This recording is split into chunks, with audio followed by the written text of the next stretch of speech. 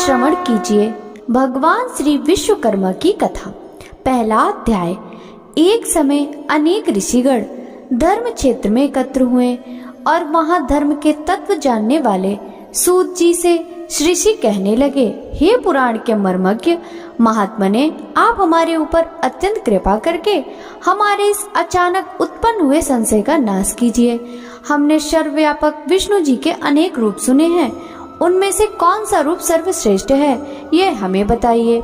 हे महात्मा मुनियों, तुमने संसार के कल्याण के लिए यह सर्व शुभ काम करने वाला बड़ा प्रश्न किया है। जो तुमने यह संसार के हित के लिए प्रश्न किया है, इतयो मैं तुम्हारे लिए सब जगत पालक परम पूज्य भगवान विष्णु के महाअद्भुत रूप का वर्णन करूंगा। हे तपस्वियों, परम परमात्मा के अनंत रूप हैं, उनमें जो अनंतम श्रेष्ठ है उस रूप को अंदर से सुनो। उस दिव्य रूप के स्मरण मात्र से महापाप की मनुष्य की सभी पाप से छूट जाते हैं, इसमें संशय नहीं है। इस ही प्रश्न को संसार के कल्याण के लिए क्षीर समुद्र में माता लक्ष्मी ने भगवान विष्णु से एक बार पूछा था।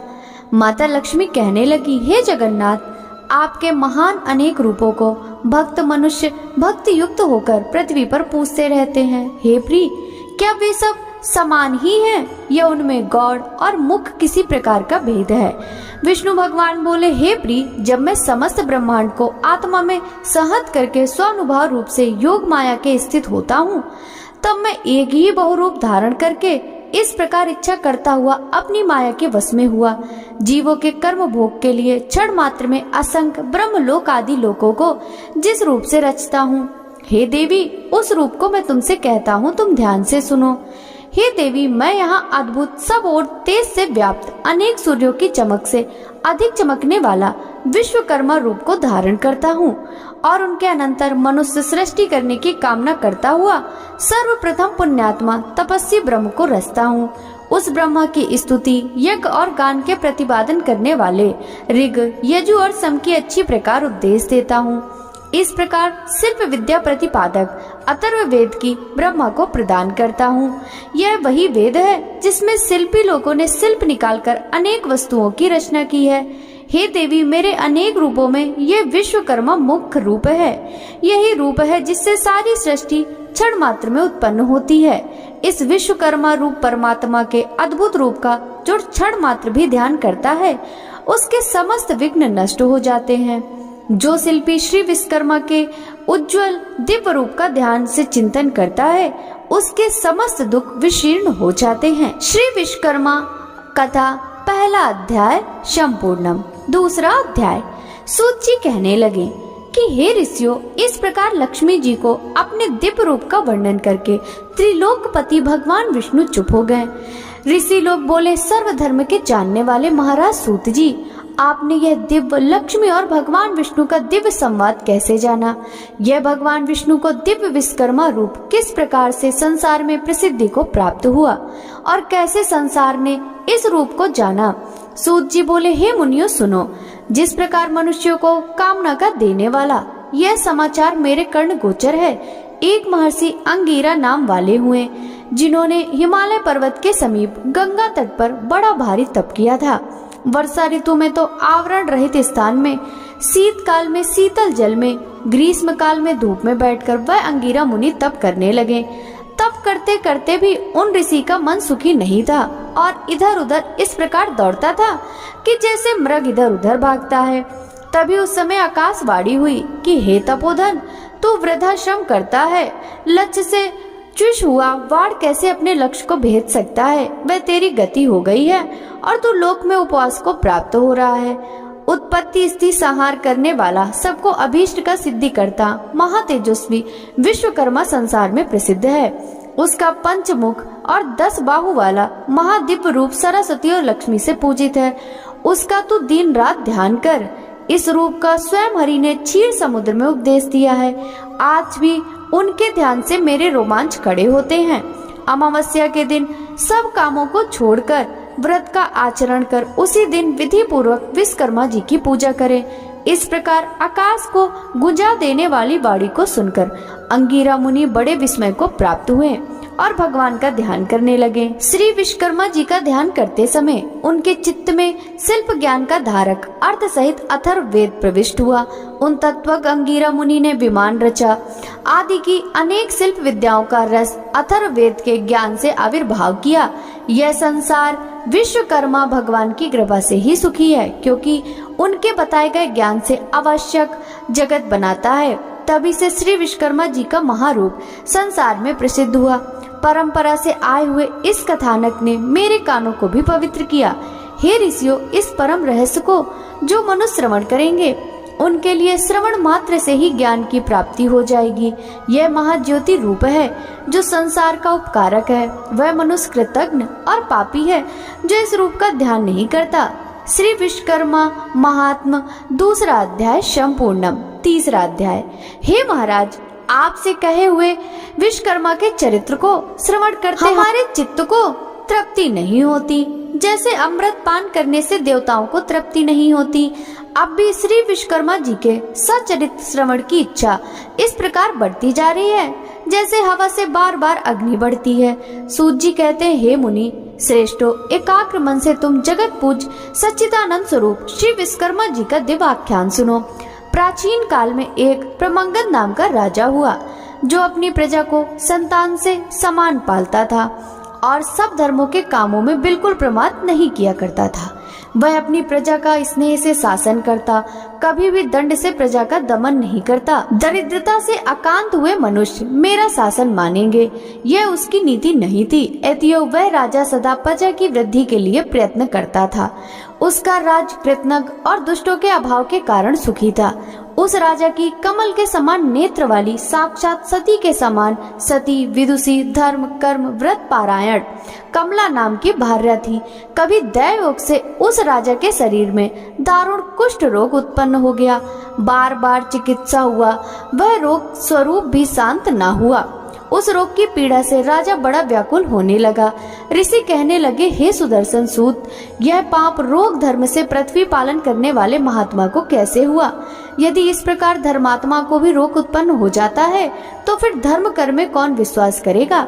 सूत जी कहने लगे, हे ऋषियों, उस राजा ने पूर्व जन्म में स्वार्थंध होकर यह उपदेश दिया था कि यह संसार अनादि है, इसका कर्ता कोई विश्वकर्मा नहीं है। यह इस कारण लोगों की वंचिता करता फिरता था और नास्तिक मत का प्रचारक था।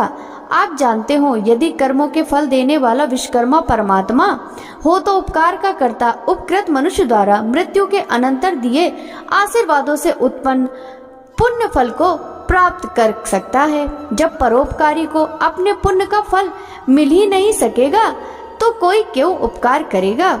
और जब कोई किसी का उपकार ही नहीं करेगा तो संसार का नाश हो जाएगा। इसलिए नास्तिक पाखंडी की दुर्दशा अवश्य होती है।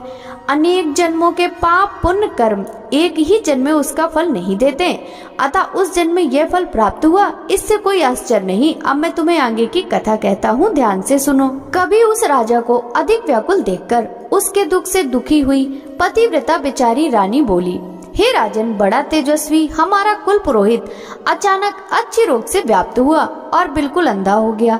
उसे उपमन्यु पुरोहित ने अपने अतीन्द्रिय ज्ञान से देखा तो यह प्रतीत हुआ कि उसे अमावस्या को व्रत कर श्री विश्वकर्मा जी का पूजन करना चाहिए। तब से उस पुरोहित ने सब कामों को छोड़कर विधि पूर्वक व्रत किया।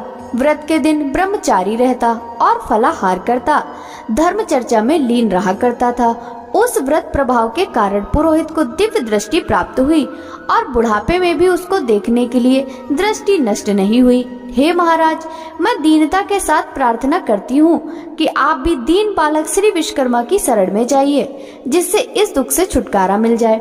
राजा बोले, हे प्रिय, तुमने ठीक कहा।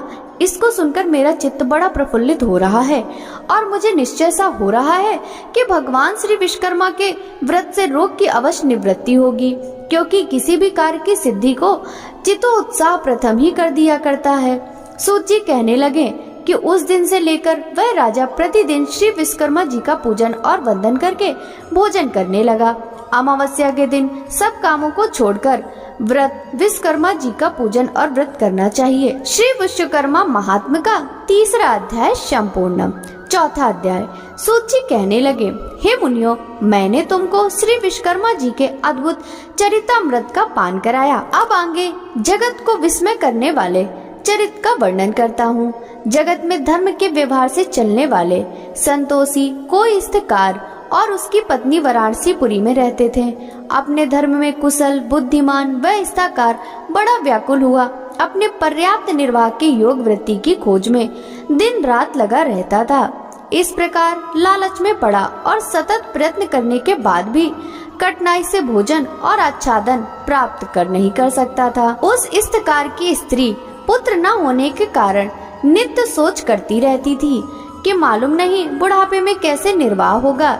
इस प्रकार चिंता आतुर वह स्त्री की इच्छा से मंदिरों में महंतों के पास व्याकुल होकर मंत्र तंत्र से पुत्र के अर्थ घूमने लगी। दाढ़ी मूछ जिनके मुख पर बढ़ रही है, ऐसे आडंबरी के निकट वह दिन रात दौड़ती फिरती थी, परंतु उसकी कामना कहीं भी सिद्ध नहीं होती थी। काश कुश यमुना की बालू में जल के भ्रम में दौड़ती मृगी की तरह उसकी दशा हो रही थी। कोई ठग मयूर बिच्छू की बनी हुई मोर छल के झाड़े से उसको बहकाता था। कोई भोज पत्र पर जंतर मंतर लिखकर उसको भुलावा देता था। कोई धूर्त उसको कहता था कि मेरी देह में अमुक देवता आता है, वह प्रसन्न हो तेरे लिए वरदान प्रदान करेगा। यह कहकर श्वेत भस्म देकर घर भेज देता था। इस प्रकार सोच दशा को प्राप्त हुए ने दोनों स्त्री पुरुष बड़े दुखी थे। उनको दुखी देखकर एक पड़ोसी ब्राह्मण बोला, हे रथकार, क्यों तू इधर उधर भटकता फिरता है? मेरी बुद्धि में तू सब तरह से मूर्ख प्रतीत होता है। तू व्रता ही सिका और यज्ञोपवीत को धारण करता है और तेरी भार्या भी बिल्कुल मूर्ख है, इसमें कोई संदेह नहीं। इन मिथ्या उपायों से संतान उत्पन्न नहीं हुआ करती और ना धन मिलता है और ना कुछ भी सुख प्राप्त होता है। यह तो व्यर्थ की भाग दौड़ है। वे मनुष्य अज्ञानी हैं जो इस प्रकार के व्यर्थ उद्योगों से अपने मनोरथ सिद्ध करना चाहते हैं। कहीं व्यर्थ उद्योग करने पर भी मनोगत सिद्ध हुए हैं। इन मनुष्यों से भी अधिक वे मूर्ख हैं जो मलुच्छों की फूंक की अग्नि ज्वाला से अपनी संतान का जीवन होना समझते हैं। मलेच्छों की फूंक से दग्ध हुआ कुमाता के पुत्रों की फिर धर्म शास्त्र के अनुकूल उत्पन्न बुद्धि नहीं हो सकती। इसलिए तू सब वृथा के उपायों को छोड़ दे, केवल दयालु श्री विश्वकर्मा की शरण को प्राप्त हो। हे श्रेष्ठ पुरुष, विश्वकर्मा की तेरी अवश्य सिद्धि होगी। समस्त दुखों के नाश करने में श्री विश्वकर्मा के अतिरिक्त अन्य कोई भी समर्थ नहीं है। कर्मों के फलदान देने में वह विश्वकर्मा परमेश्वर स्वतंत्र हैं और आगे पीछे करके कर्मों के फल देते रहते हैं। यही तेरी यह दुर्दशा अपने बुरे कर्मों के फल से हो रही है। तो वह विश्वकर्मा रूप ईश्वर अन्य योनियों में भी फल दे सकता है, क्योंकि वह सर्वशक्तिमान है। ईश्वर कर्मों के फल स्वरूप सुख दुख देता है और इस सुख और दुख के साधन उसके पास बहुत हैं। उसके पाप केवल दुख देने के लिए निर्धन या निसंतान बना देना ही साधन है। इसलिए तू सब कामों को छोड़कर अमावस्या को व्रत कर और जितेंद्रिय रहकर भक्ति से विश्वकर्मा भगवान का श्रवण किया कर। जितना हो सके उतना दान, अध्ययन, परोपकार के कार्य आदि करता रहे। इस प्रकार ब्राह्मण के वचनों को सुनकर उस रथकार के नेत्र खुल गए। उस परोपकारी ब्राह्मण के चरणों को देर तक स्पर्श करके वह रथकार भी श्री विश्वकर्मा जी का ध्यान करता हुआ अपने घर को चला गया। उस दिन से लेकर वह धर्मात्मा रथकार श्री विश्वकर्मा जी के चरण कमलों की शक्ति में लीन रहने लगा। उस रथकार की उत्तम स्त्री भी सब मिथ्या उपायों को छोड़कर श्री विश्वकर्मा के उत्तम गुणों से भक्ति करने लगी। अमावस्या के दिन इस व्रत के प्रमाण से वह दंपत्ति धन और पुत्रों से युक्त हुआ। उस रथकार का एक दिन भी बिना वृत्ति के नहीं जाता था। उसका पुत्र बड़ा सुशील, गुणवान, विद्वान और अपने माता पिता की शुश्रूषा करने वाला हुआ। इस प्रकार सब देवों से अतिशय श्री विश्वकर्मा के प्रभाव से यह गृहस्थ जीवन भोगने लगा। इस प्रकार जो मनुष्य भक्ति युक्त चित्त से श्री विश्वकर्मा का ध्यान करते हैं वे इस लोक में पुत्र पौत्रादि से युक्त होकर सुखी होते हैं। श्री विश्वकर्मा महात्मा का चौथा अध्याय संपूर्ण। पांचवा अध्याय। ऋषियों ने कहा, हे सूत जी, विश्वकर्मा भगवान के जिन चरणों की पूजा देवता भी करते हैं, आनंदमय चरित्र को थोड़े से शब्दों में सुनकर हमारी इच्छा और भी बढ़ गई। जिस प्रकार हवि से अग्नि प्रचंड होती जाती है, ठीक उसी प्रकार जो जो हम विश्वकर्मा भगवान का चरित्र सुनते हैं त्यों त्यों उसके सुनने की इच्छा और भी बढ़ती जाती है। सूत जी बोले, हे मुनि लोग, आप लोग ने विश्वकर्मा के चरित्र को सुना, जिसके सुनने से देवता भी नहीं आघाए। एक बार नैमिषारण्य में मुनि और सन्यासी लोग एकत्र हुए और अपने अभीष्ट की प्राप्ति के लिए एक सभा की। विश्वामित्र कहने लगे, हमें लोगों के आश्रमों में दुष्ट करते हुए देख राक्षस लोग यज्ञ करने वाले मुनियों के आसपास बड़े बड़े मनुष्य को अपना ग्रास बना लेते हैं। इस प्रकार यज्ञों को नष्ट करते हुए वह राक्षस लोग नर मांस भक्षक करते हैं। मातंग मुनि कहने लगे, हमारे पूज्य पुरोहित उपमन्यु जो ब्रह्मचर्य व्रत में स्थित रहकर और कंदमूल खाकर सदा धर्म कार्यों में संलग्न रहते थे तथा जो प्रतिदिन सारे कामों को छोड़कर परमात्मा का ध्यान करते रहते हैं तथा वह भी राक्षसों को नष्ट करने में समर्थ हो सकते हैं, इसलिए अब हमें उनके कुकृत्यों से बचने का कोई उपाय अवश्य करना चाहिए। सूत जी बोले, हे ऋषियों, इस प्रकार मुनियों के वचन सुनकर वशिष्ठ मुनि जी कहने लगे, एक बार पहले भी ऋषि मुनियों ने इस प्रकार का कष्ट आ पड़ा था। उस समय वह सब मिलकर स्वर्ग में ब्रह्मा जी के पास गए। चतुर्भुज ब्रह्मा ने पद्मासन लगाए हुए शांत भाव से ध्यान अवस्थित में उन्होंने ऋषि मुनियों को देखा, जो दुख से छुटकारा देने वाले शिव रूप का ध्यान कर रहे थे। उन प्रभु को जो सबका पिता है यह सब बात आदि से अंत तक जान ली और ऋषि मुनियों को दुख से छुटकारा पाने के लिए विश्वकर्मा भगवान की कथा का उपदेश दिया। सूत जी बोले, हे ऋषियों, इस प्रकार उनके वचन सुनकर विश्वामित्र मुनि को बड़ा आश्चर्य हुआ और वे जरा और निकट आ गए। तब ब्रह्मा के बताए हुए और पक्के सुख के उपाय को सुनकर विश्वामित्र मुनि मन को प्रसन्न करने वाले वचन कहने लगे। विश्वामित्र मुनि बोले कि मुनि लोगों, आप लोग वशिष्ठ जी के कथन को सुनो। वस्तुतः यह बात निश्चित है कि ब्रह्मा ही सब दुखों का उपाय है, इसलिए हमें इसके लिए कुछ अधिक सोच विचार की आवश्यकता नहीं। सारे पापों को दूर करने वाला और दुखों को हटाने वाला एक ब्रह्मा ही है। सूत जी बोले, ऋषि लोगों ने ध्यान पूर्वक सुना और गदगद वाणी से कहने लगे कि विश्वामित्र मुनि ने ठीक ही कहा है कि ब्रह्मा की ही शरण में जाना उपयुक्त है। ऐसा सुन सब ऋषि मुनियों ने स्वर्ग को प्रस्थान किया। वह राक्षसों से हुई अपनी दुर्दशा ब्रह्मा को सुना सके। मुनियों के इस प्रकार कष्ट को सुनकर ब्रह्मा जी को बड़ा आश्चर्य हुआ। उसी समय ब्रह्म तेज से प्रकाशित अपनी आंखों को मूंदकर विचार मग्न हुए। इस प्रकार राक्षसों द्वारा की गई सारी दुर्दशा को समझ ब्रह्मा जी बड़े तेजस्वी थे। मन को आनंद देने वाले वचन कहने लगे। ब्रह्मा जी कहने लगे कि हे मुनियों, राक्षसों से तो स्वर्ग में रहने वाले देवता को भी भय लगता है, फिर मनुष्यों का तो कहना ही क्या, जो बुढ़ापे और मृत्यु के दुखों में लिप्त रहते हैं। सुनो, उन राक्षसों को नष्ट करने में महातेजस्वी विश्वकर्मा जी हैं, जो सब प्रकार के बलों से युक्त और सारे विश्व में प्रसिद्ध हैं। उसकी पूजा से तुम लोग राक्षसों को नष्ट करने में समर्थ हो सकते हो। इस वास्ते उसी दयालु विश्वकर्मा की शरण में जाओ। देवताओं को हवि के पहुंचाने वाला अग्नि नामक देवता संसार में प्रसिद्ध है। उसी का पुत्र यज्ञों में श्रेष्ठ पुरोहित होता है। अंगिरा उसका नाम है, जो सब मुनियों में श्रेष्ठ है। वही आपको दुखों से पार कर देगा, इसमें कोई संदेह नहीं है। इसलिए हे मुनियों, आप उन्हीं मुनि की श्रेष्ठ चरण कमलों को छुओ और उन्हीं से अपने कष्टों की मुक्ति पाने के लिए प्रार्थना करो। सूत जी बोले कि ब्रह्मा जी के कथन अनुसार ऋषियों ने सब यज्ञ अनुष्ठान आदि किए और अंगिरा ऋषि के वचनों को सुनने के लिए उत्सुक हुए। अंगिरा ऋषि कहने लगे, हे मुनियों, तुम लोग क्यों इधर उधर मारे मारे फिरते हो? दुखों को काटने में विश्वकर्मा के अतिरिक्त कोई भी समर्थ नहीं है। इसलिए तुम्हें चाहिए कि जितेंद्रिय रहते हुए अमावस्या के दिन अपने साधारण कर्मों को रोककर भक्ति पूर्वक विश्वकर्मा की कथा सुनो, जिसके सुनने मात्र से जन्म जन्मांतर के पाप नष्ट हो जाते हैं। मुनि लोग ब्रह्मचर्य व्रत में स्थित हो विश्वकर्मा देव की पूजा द्वारा ध्यान करते हुए सब प्रकार के सुखों को प्राप्त करते हैं। सूत जी कहने लगे कि मुनि लोग इस प्रकार महर्षि अंगिरा के वचनों को सुनकर अपने अपने आश्रमों को चले गए और यज्ञ में विश्वकर्मा देव का पूजन किया, जिसका परिणाम यह हुआ कि उसकी पूजा से सारे राक्षस भस्म हो गए, यज्ञ विघ्नों से रहित हो गए तथा नाना प्रकार के सुखों से संपन्न हो गए। जो मनुष्य भक्ति पूर्वक विश्वकर्मा का चिंतन करता है, वह सुखों को प्राप्त करता हुआ संसार में बड़े पद को प्राप्त करता है। श्री विश्वकर्मा महात्म 5वां अध्याय संपूर्णम। 6वां अध्याय। सूत जी बोले, हे मुनियों, मैं आपसे सब लोकों में विख्यात श्री विश्वकर्मा का महात्म फिर कहता हूँ, तुम ध्यान से सुनो। उज्जैन नगरी में एक सर्वश्रेष्ठ धर्म तत्पर उदार धनंजय नामक सेठ था। उस सेठ का खजाना लाल मोती हीरे जवाहरातों से ऐसा भरा था जैसे कुबेर का भंडार भरा हो।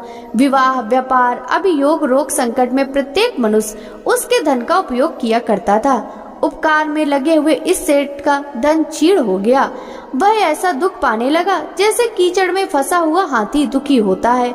उस सेठ की यह प्रबल आशा थी कि पूर्व उपकार किए मेरे मित्र मेरी अवश्य सहायता करेंगे, परंतु उसकी आशा व्यर्थ हुई और उन कृतज्ञ मित्रों ने उसकी कोई भी उपकार के लिए सहायता नहीं की। उसके मित्र क्षण मात्र में शत्रु हो गए और वे उपकृत मित्र ही सर्वप्रथम उस सेठ की निंदा करने लगे। उसके वे पुराने मित्र अपनी दृष्टियों को छिपा छिपा कर निकल जाते थे। बात तो यह थी कि स्वार्थी मित्र विपत्ति में साथी नहीं हुआ करते। इस नीच वृत्ति से उस धनंजय सेठ को एक बारगी ही संसार से विरक्ति और मनुष्यों से घृणा उत्पन्न हो गई। वह अपने नगर को छोड़कर और कृतज्ञों के मुख पर थूक कर वन को चला गया। कंदमूल, फल आदि से प्रयत्न पूर्वक अपनी वृत्ति करता था और मनुष्य मात्र को देखकर दूर भाग जाता था। एक बार घूमते हुए सेठ ने पर्वत की गुफा में पद्मासन बांधे शांत लोगों से व्याप्त लोमस मुनि को देखा। धनंजय सेठ ने उस मुनि को केसों से व्याप्त देखा और उसे पशु समझा। कौतूहलवश जानने की इच्छा से उसके पास अच्छी तरह बैठ गया। मुनि ने पास बैठे हुए धनंजय से पूछा, हे महात्मन, कुशल तो हो? कहाँ से पधारे हो? धनंजय सेठ ने इस पशु को मनुष्य के समान बोलता देख बड़ा अचंभा किया और प्रारंभ से अपना सारा वृतांत उस ब्रह्मर्षि को बता दिया। यह सुनकर मुनि श्रेष्ठ धनंजय से बोले, यदि तुझे पापी कृतज्ञों से घृणा है तो तू कैसे विश्वकर्मा से विमुख हो रहा है? हे श्रेष्ठीन, सब सुखों को भोगने की शक्ति वाले तुझको उसी विश्वकर्मा ने बनाया है। वह विश्वकर्मा को भूल जाने से कैसे सुख मिल सकता है? नास्तिक कृतज्ञ उपकार को तभी भूलता है जब वह प्रथम परमेश्वर को भूल जाता है। इसलिए तू अद्भुत शक्ति वाले विश्वकर्मा की शरण को प्राप्त हो। ऊर्ध्वमूल जगत के कारण उस विश्वकर्मा के नाना रूप हैं।